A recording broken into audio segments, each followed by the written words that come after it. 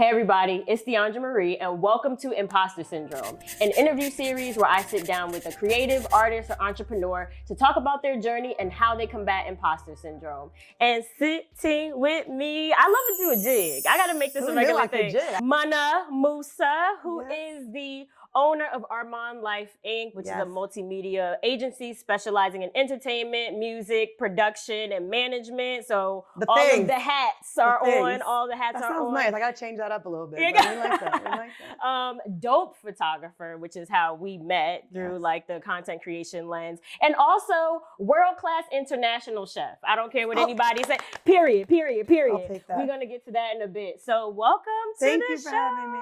Happy to be here. I'm glad you were able to come through. Yes. So the way we start off the show is, I know I gave the more formal introduction. That's because I like gassing people up. Yes.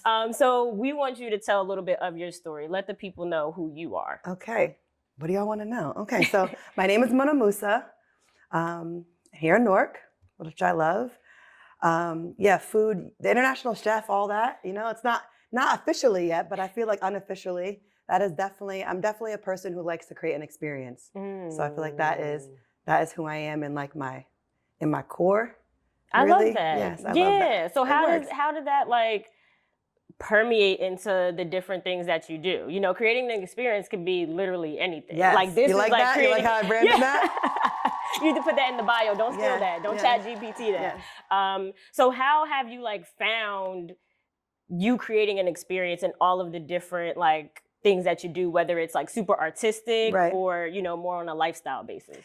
I think I always like making sure that I'm doing that, because I think even like this is called imposter syndrome, right? So even every day it's like, you know, everyone wants to know, what do you do as a people, not just me, but it's like, what do you do? Everyone wants to make sure that we're in this nice little little box. And I'm like, well, on Tuesday, maybe I'm doing this, but 3 weeks from now, it might switch up. So I think for me, it's always to produce an experience or produce something. So whether it's us, the two of us like hanging out, or if you came over to my spot and I was making a meal or a dinner party for 20 people. The point of me being able to do that is so that way I don't like I tend to overthink. I think that we all do. Yes. I'm doing it right now. I'm doing it right now. In this moment as we speak, right? You know, that I'm getting warm and all that. But I think that everything I know there's certain words that have gotten overused lately. And I feel like that's gotten a negative connotation, like branding or storytelling or an experience. But I'm like, that's the heart of everything you do. Like the human experience, you know? So for me, I think that looking at it like that, it helps me keep it like, just keep grounded and be like, listen, it's a simple, like you just get to from A to Z, you're creating experience, and who says what that is or what that has to be. It doesn't have to be a full blown, you know, production or involve 1,000 people. Sometimes like if you really can affect one person or they have a great experience and can go home and be like, yo, like my day was trash like before that, or that really helped me, you know, get out of my shell, or I connected with someone that I wouldn't normally connect with, or whatever the case may be. I feel like just being able to create energy and put that into something, anything, everything, it helps. I mean, I'm still figuring it out. Like I tried to think about every way I could back out of this, doing this, because I was like overwhelmed with I'm not even doing certain things or whatever the case may be. And it's like, yo, no one asked you. Just come. And literally, that's all you need to do. You know, come through, be yourself. And I appreciate you being so transparent. And I know one of our first interactions that stand out in my mind was we were texting and you told me like, oh yeah, I'm Sicilian. And I think I replied back. Yeah, and I replied back and I think I said like Italian. And then you didn't like come for me, but you were just like, so Sicilian. And so like, you know, so you're half Sicilian, half Lebanese, and you're so unapologetic about that. And no, to the point where like, I think it's important that you advocate for who you are like specifically, right? So what was your journey to, you know, becoming more authentically yourself? Because I know you wrote an article like, hey, some people, like I know I don't present as, you know, the ethnicities that I hold. So, you know, what was your journey to being like, no, this is who I am and I will correct you if need, with grace, you know? Well, the journey is still journeying, okay? I think for me, it's probably started with my name. People always, I think it was like, oh, I can't pronounce it. I'm like, no, you can, because it's Mouna. It's not a hard name. It has Mouna. It's like 2 syllables, right? And then I think the question was always my whole life, what are you? What is you? What are you? Where are you from? I'm like, PA, like from Jersey, from Philly. Like they're like, no, like where are you? I'm like, right. I'm Sicilian and Lebanese. And I think for me, I always felt like I never like wanted to check. I didn't know what box to check or never knew what box to check, especially in America. Like it's pretty much like black or white, like literally, figuratively. So I was like, oh, like that, no, that doesn't fit. That doesn't fit. That doesn't fit. I would be like, other, write it in. And I think knowing the Sicilian part is like knowing the history. You know, it's an island right above Africa. You know, it's what they kicked off the boot, so they speak. So there's a lot of history with that country. There's a lot of prejudices with that country. So I like that. I like the underdog, you know, the underdog of it all. Yeah. And I think the journey for me, being unapologetic about that, is like if I'm connecting with a person, here we are from that conversation. Right. What if I like never corrected that or my name, and like 5 years later, here we are, and you're like calling me Mouna, talking about whatever, and it's like, oh, you don't know her. Right. Like you must not know her. Like we're not friends. Same with you. You know with your name. Yeah. It has the pronunciation. I was like just the gonna proper say, way. like that's something that I had to work on too. Like my name is pronounced Diandra, yes. but a lot of people do Diandra. And for most of my life, I would say until like my mid-20s, right, I let that slide until I had a manager that was correcting other people, and I was like, oh, like, that's okay, it. It is my authority and my right to correct someone on who I am. And why do we even not? Like, I couldn't tell you why I didn't correct it. Right. I feel like people who like, you know, you're around, you're little, but you do it for, you're 5 years old, you're 10 years old, you're 25 all of a sudden. And then I think also too, like for me, it's simple, my name's Mouna Musa.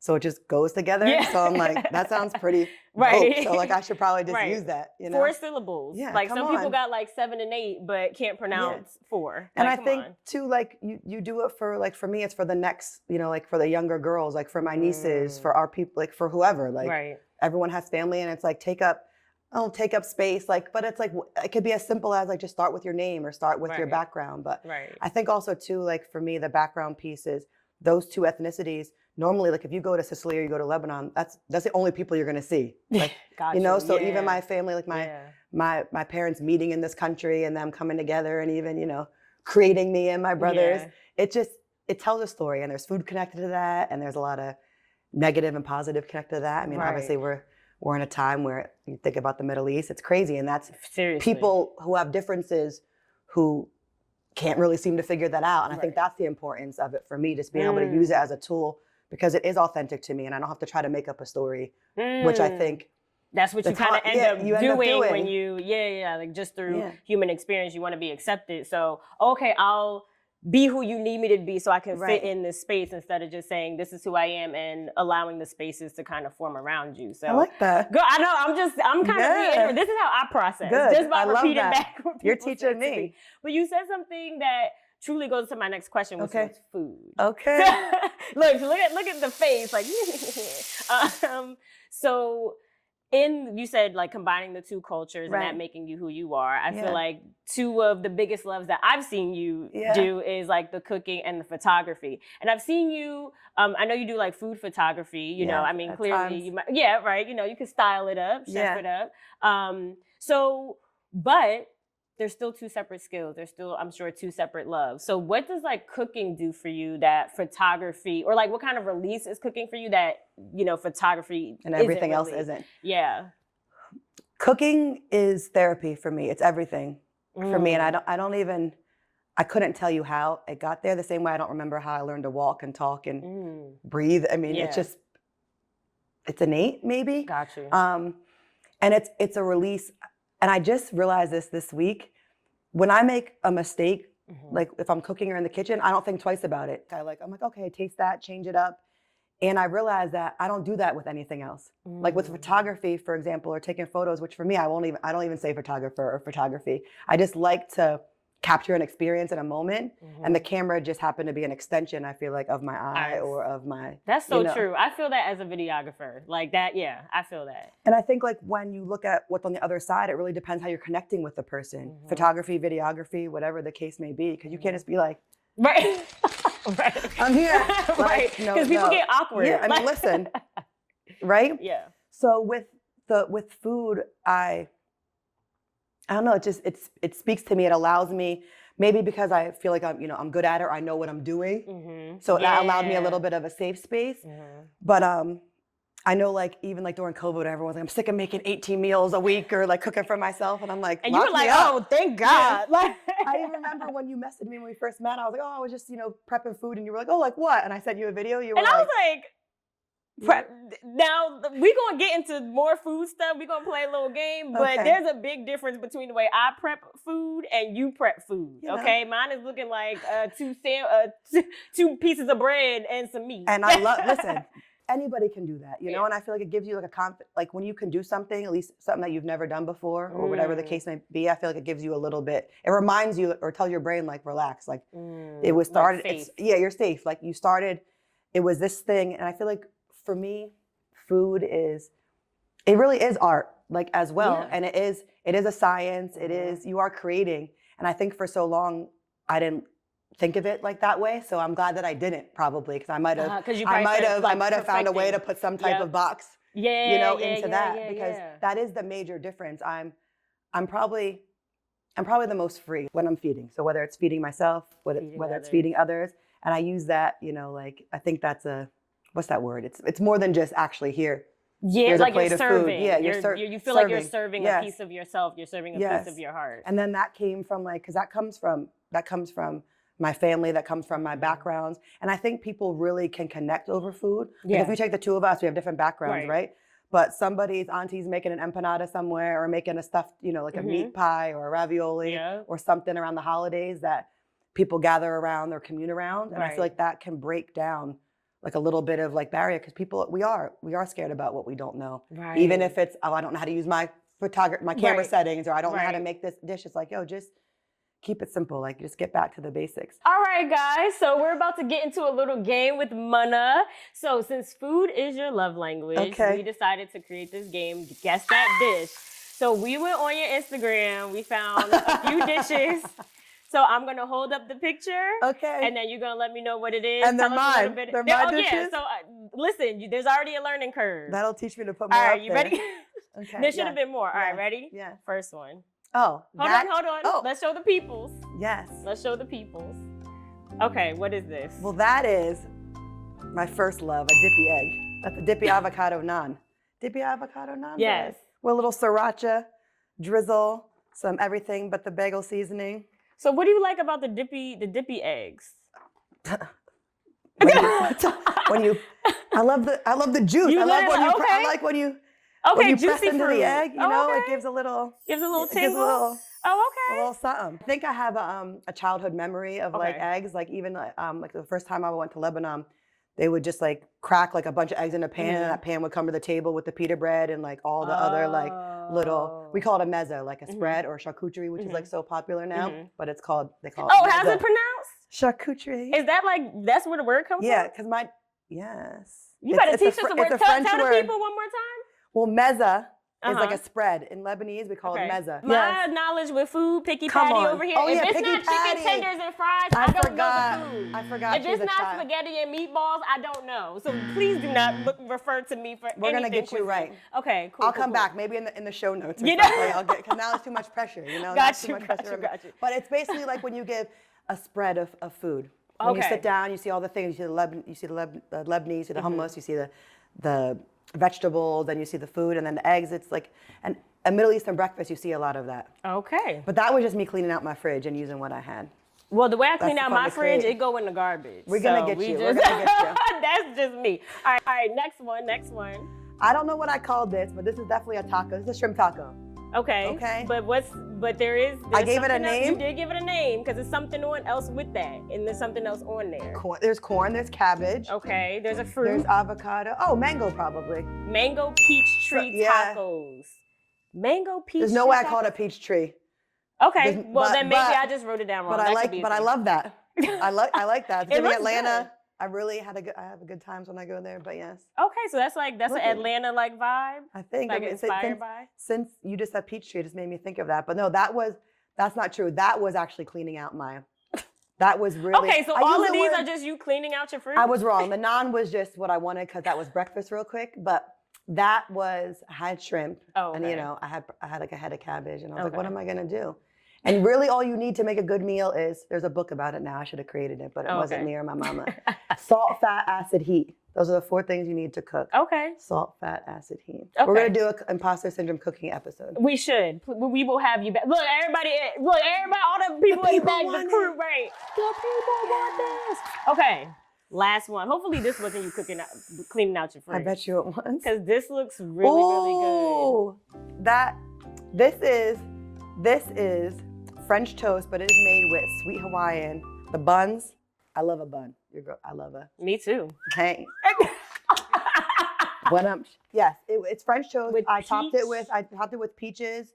I want to say almonds. No. Yeah, walnuts. I think some sort of nut on there. Yes. Okay, so are you like a breakfast food person? I love breakfast. I love breakfast. That gets me excited. I got excited. That gets me. The buns, all right? Food, all the buns be. I love breakfast. I feel like breakfast for dinner, breakfast all the time. You know, you can't go wrong and get a protein in there. But that's just usually. What made you want to use the sweet Hawaiian rolls? I mean, they're just so lovely. I just like them. They're tasty, they're delicious. I also thought people use them a lot, use them for so many different things, but I feel like they don't see that it's just a bread. So any bread can be dipped, flipped, tossed on, throw some cinnamon in. Hey. And I thought it would be interesting because I was like, it has all the different sides. Yeah. And you just need a little crispiness, but you still get the. It looks good. So basically, we now need to plan some sort. I need to come over. I would like some food, some Mouna food. Yes. Okay? I think we should come back here. Yeah, let's plan do something. A little spread.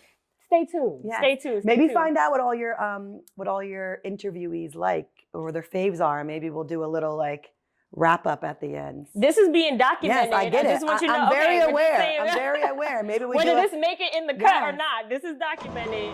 I can't back out. So thank you so much for sitting down with me. Stop it. Please let the people know how they can follow you, if they want to book you, if they want to see your cooking, all of the things. This is your time to shine, or how they can sit down with you for Armand Life Inc. Yes, absolutely. So you can reach out to me online. Social media works.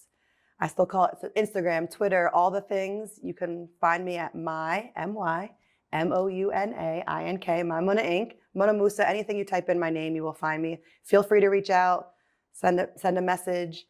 And then moving forward, I'm going to do a lot of my business, and with my partners, we're going to be operating out of Dope Soul Life. So that's where all the soul and the dopeness and the life and the experiences. I was about to say we'll see more creative experiences from you. So it's not just about one person, And that we gonna end right on that note. Thank you guys for sitting down with us, me and Mouna, as we continue to combat our imposter syndrome. I hope you're able to do the same. Start from the basics and don't give up on yourself.